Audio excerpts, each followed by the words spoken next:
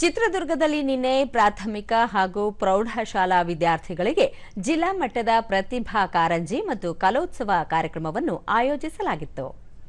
ಶಾಲಾ ಶಿಕ್ಷಣ ಇಲಾಖೆ ಉಪನಿರ್ದೇಶಕ ಎಂಆರ್ ಮಂಜುನಾಥ್, ಚಿತ್ರದುರ್ಗ ತಾಲೂಕು ಕನ್ನಡ ಸಾಹಿತ್ಯ ಪರಿಷತ್ ಅಧ್ಯಕ್ಷ ಹಾಗೂ ಎಸ್ಎಂಎಸ್ ಸಮೂಹ ಸಂಸ್ಥೆಗಳ ಸಂಸ್ಥಾಪಕ ಅಧ್ಯಕ್ಷ ವಿಎಲ್ ಪ್ರಶಾಂತ್, ವಿಷಯ ಪರಿವೀಕ್ಷಕ ಹಾಗೂ ಪ್ರತಿಭಾ ಕಾರಂಜಿ ಕಾರ್ಯಕ್ರಮದ ನೋಡಲ್ ಅಧಿಕಾರಿ ಸಿ ರಂಗನಾಯಕ್, ಪ್ರಾಥಮಿಕ ಶಾಲಾ ಶಿಕ್ಷಕರ ಸಂಘದ ಜಿಲ್ಲಾ ಘಟಕದ ಅಧ್ಯಕ್ಷ ಜಿಬಿ ಮಹಾಂತೇಶ್, ಸಹ ಶಿಕ್ಷಕರ ಸಂಘದ ಅಧ್ಯಕ್ಷ ಶಿವಣ್ಣ ಸೇರಿದಂತೆ ಮತ್ತಿತರರು ಉಪಸ್ಥಿತರಿದ್ದರು. 6 ತಾಲೂಕುಗಳ 296 ವಿದ್ಯಾರ್ಥಿಗಳು ಕಾರ್ಯಕ್ರಮದಲ್ಲಿ ಭಾಗವಹಿಸಿದ್ದರು.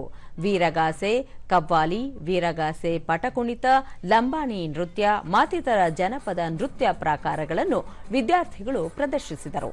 ಇದೇ ವೇಳೆ ವಿದ್ಯಾರ್ಥಿಗಳು ಮಣ್ಣಿನಿಂದ ತಯಾರಿಸಿದ ಮಹಾತ್ಮ ಗಾಂಧೀಜಿ, ಮೊಸಳೆ, ಜಿಂಕೆ, ಆನೆ, ಅಂಬಾರಿ ಮೊದಲಾದ ಕಲಾಕೃತಿಗಳು ಗಮನ ಸೆಳೆದವು.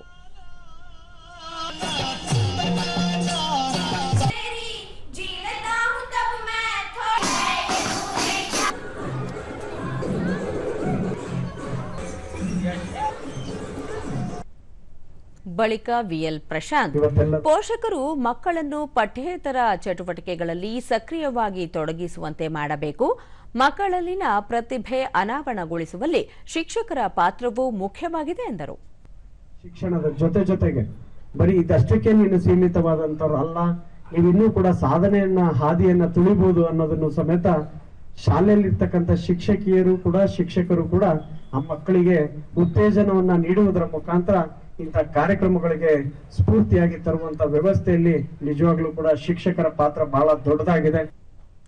ಎಂಆರ್ ಮಂಜುನಾಥ್, ಕನ್ನಡ ನಾಡು, ನುಡಿ, ಸಂಸ್ಕೃತಿ, ಕಲೆ, ಪರಂಪರೆಯನ್ನು ಮುಂದುವರಿಸಿಕೊಂಡು ಹೋಗಲು ಹಾಗೂ ಪ್ರತಿಭೆ ಅನಾವರಣಗೊಳಿಸಲು ಪ್ರತಿಭಾ ಕಾರಂಜಿ ಉತ್ತಮ ವೇದಿಕೆಯಾಗಿದೆ ಎಂದು ತಿಳಿಸಿದರು.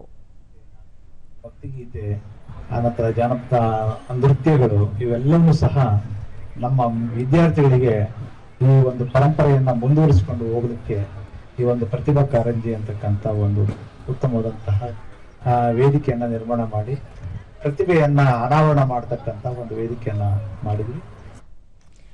ಅಧಿಕಾರಿ ಸಿ ರಂಗನಾಯಕ್, ಜಿಲ್ಲಾ ಮಟ್ಟದ ಪ್ರತಿಭಾ ಕಾರಂಜಿಯಲ್ಲಿ ಜಿಲ್ಲೆಯ 6 ತಾಲೂಕುಗಳ ಸುಮಾರು 296 ವಿದ್ಯಾರ್ಥಿಗಳು ಭಾಗವಹಿಸಿದ್ದಾರೆ.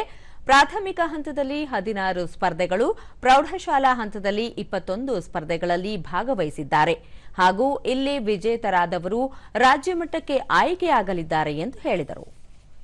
6 ಜನ ಭಾಗವಹಿಸುತ್ತಾರೆ. ಜಾನಪದ ನೃತ್ಯದಲ್ಲಿ 6 ಜನ ಭಾಗವಹಿಸುತ್ತಿದ್ದಾರೆ. ಈ ರೀತಿ ಒಟ್ಟು 300ಕ್ಕೂ ಹೆಚ್ಚು ಸ್ಪರ್ಧಿಗಳು ಈ ಒಂದು ಕಾರ್ಯಕ್ರಮದಲ್ಲಿ ಭಾಗವಹಿಸಿ ತಮ್ಮ ಪ್ರತಿಭೆಯನ್ನ ತೋರಿಸಿದ್ದಾರೆ.